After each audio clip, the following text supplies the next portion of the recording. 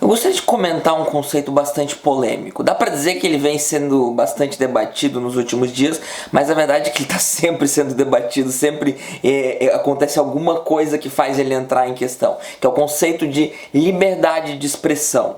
Eu não vou, aqui nesse vídeo apresentar a teoria de fulano ou ciclano sobre liberdade de expressão. Eu vou falar como eu entendo a liberdade de expressão, embora eu ache que por toda a base teórica Foucaultiana que eu tenho, eu estudar Foucault, sei lá, por 10 anos, até mais, na verdade, é uma visão Foucaultiana, mas não estou pegando nenhum texto, Foucault não fala sobre isso, tá? Então, eu queria convidar você a se inscrever no canal, curtir, ativar o sininho, porque eu vou começar a trazer agora mais reflexões, visto que já tem alguns cursos aí rolando, até meio encaminhados. Então, antes de falar de liberdade de expressão, a gente precisa falar de liberdade. Uma primeira definição de liberdade, bem tradicional, liberdade é o direito, o poder de fazer aquilo que eu quero fazer sem que exista nenhum impedimento externo.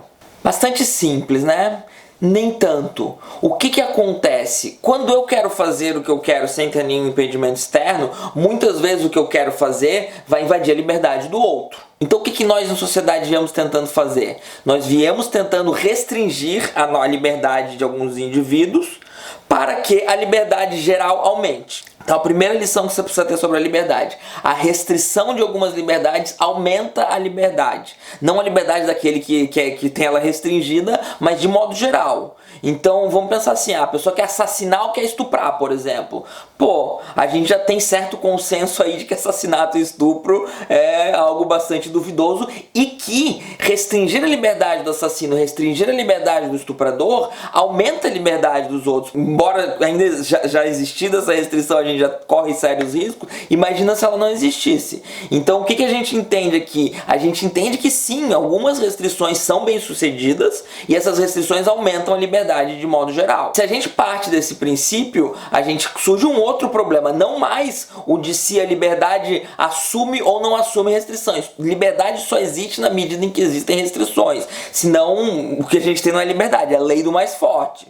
A grande questão é: como é que a gente faz para que a gente tenha essas restrições que aumentem a liberdade e a gente não caia no risco, no perigo que acontece o tempo todo da gente ter restrições que na verdade diminuem a liberdade, que na verdade são imposições de valores de uma classe, de um grupo, de alguém que está no poder. Essas restrições elas precisam ser abolidas, porque a liberdade é um valor muito importante para o ser humano, para o indivíduo, para o sujeito, para os grupos, para as sociedades, para as comunidades. É um valor muito importante, eu me considero um defensor da liberdade. Justamente por isso eu não me dou ao luxo de ser injusto com a liberdade e falar: eu defendo a ausência de restrições. Isso vale também para a liberdade de expressão. Existe tanto na liberdade quanto na liberdade de expressão uma condição que eu chamaria de paradoxal, né? A ideia de que ao criar restrições você pode estar sim aumentando a liberdade. Então aqui a gente pode pegar só a definição liberal. A minha liberdade termina quando começa a do outro, né? Eu tenho a liberdade de fazer o que eu quiser, mas quando eu estiver infringindo a liberdade do outro, eu já não tenho mais essa liberdade. E é em nome da liberdade que eu restringo a liberdade. Então qual que é o problema? O problema é que eu não sei quando é legítimo e quando não é legítimo que a minha liberdade seja tolhida em nome da liberdade do outro. Às vezes o outro não tá querendo ser livre, ele tá querendo impor os seus valores a mim. Então a minha liberdade não pode ser sacrificada pelos valores do outro, ela pode ser sacrificada pela liberdade do outro, na medida em que a minha liberdade está restringindo. Então, se o outro acha, sei lá, minha camisa brega, não pode se restringir: eu quero ser livre para não ver a sua camisa. Isso não parece legítimo, né? Agora, se o outro quer manter a integridade física, ele quer ser livre de não ter a integridade física dele violada. Isso parece bastante legítimo. Qual que é a lição que a gente tem que ter aqui, então? Nós, em sociedade, aprendemos sim, em vários momentos em que restrições funcionam e aumentam a liberdade.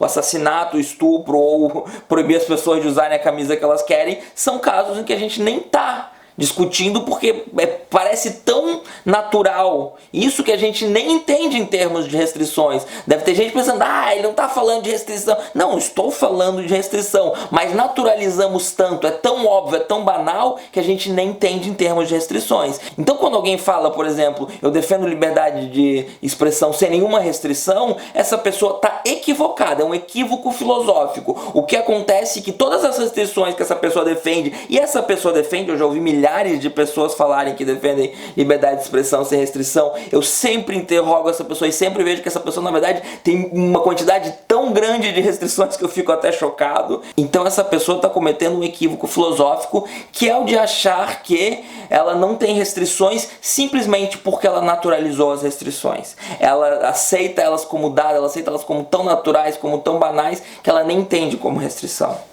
Ok, a gente não resolveu o problema da liberdade de expressão e na verdade a gente não vai resolver. O que a gente tem aqui? A gente tem a história, a gente tem a capacidade de analisar o passado, tentar entender o presente e projetar o futuro. Vou dar um exemplo. Liberdade religiosa, né?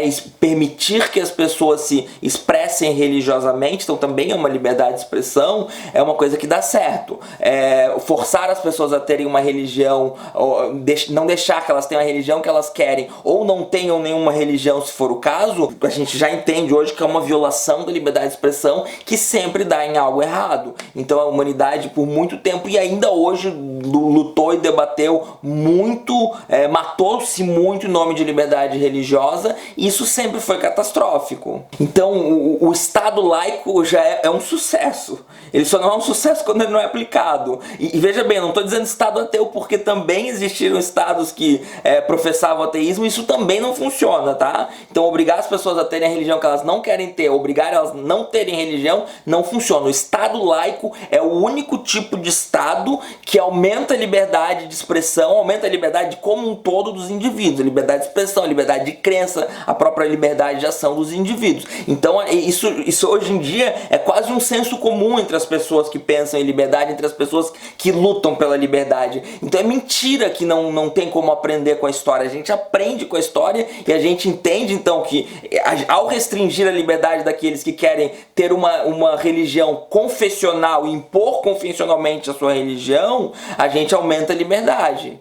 O que a gente precisa ficar claro aqui é que não existe uma fórmula mágica, tá? Então eu tô me referindo também, por exemplo, a um vídeo que eu já tenho, que eu vou botar aqui nos cards, então, sobre fake news, onde eu digo que fake news não é liberdade de expressão. Eu tô pensando nesse conceito de liberdade de expressão, eu tô pensando nesse aprendizado histórico que a gente precisa ter para ver se realmente, eu acredito muito seriamente que fake news não é liberdade de expressão. Claro, eu dou a minha definição de fake news no vídeo.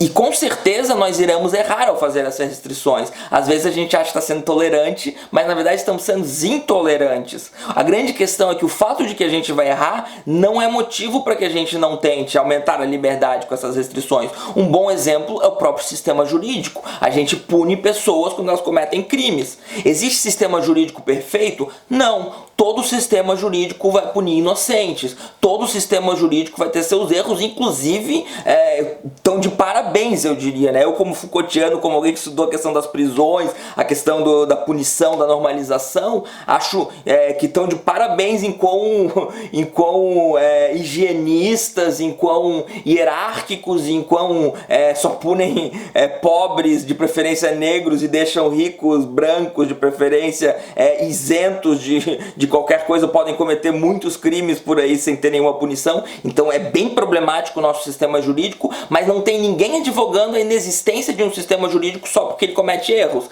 Agora, na liberdade de expressão, tem pessoas advogando que não deve existir nenhuma restrição. Por quê? Porque nós podemos errar. Essas pessoas estão certas quando elas dizem que nós podemos errar. Na verdade, não é que nós podemos, é que com certeza nós iremos errar. Agora, isso não é motivo, assim como com certeza iremos errar no sistema jurídico. Isso não é argumento para que não tenhamos uma busca pelas melhores restrições, como o Estado laico, que é uma restrição ao Estado confessional, que aumentam a liberdade. A grande questão, eu como pós-moderno me posiciono, é que não existe um juízo final, um juízo último, um tribunal filosófico que possa nos dizer quando estamos certos ou errados. Então a gente precisa do diálogo livre e aberto, a gente precisa entender que isso é uma tarefa infinita.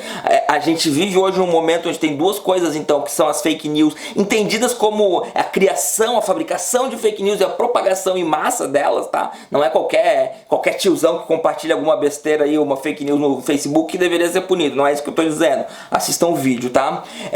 Então a gente tem a questão das fake news e a gente tem a questão do discurso de ódio também, que eu não fiz o vídeo ainda. Quando eu fizer, talvez, se eu lembrar, eu coloco aqui. Então se já tiver passado um tempo, se você quiser comentar aí, vou fazer um discurso também, porque discurso de ódio pra mim também não é liberdade de expressão. Mas veja bem, eu tô querendo aumentá-la, não diminuí-la. Então eu sei que eu apresentei uma posição polêmica, que eu considero uma posição Foucaultiana, eu considero uma posição pós-moderna, que dialoga com um certo liberalismo aí, né? Que eu acho que o liberalismo, na verdade, ele diminui, nesse sentido, ele diminui a liberdade de expressão e dando uma maior liberdade de expressão para as pessoas que têm os meios e a força de se expressar, e as pessoas que já estão silenciadas por todas as relações de poder que silenciam os grupos minoritários, elas vão continuar não tendo liberdade de expressão e sendo inclusive alvo de discursos de ódio, de fake news, etc. Então, tô aí com uma coisa bem polêmica e vou continuar jogando vídeos aí mais dialogados sobre temas. Então eu queria ouvir os comentários aí de vocês, quem concorda, quem discorda,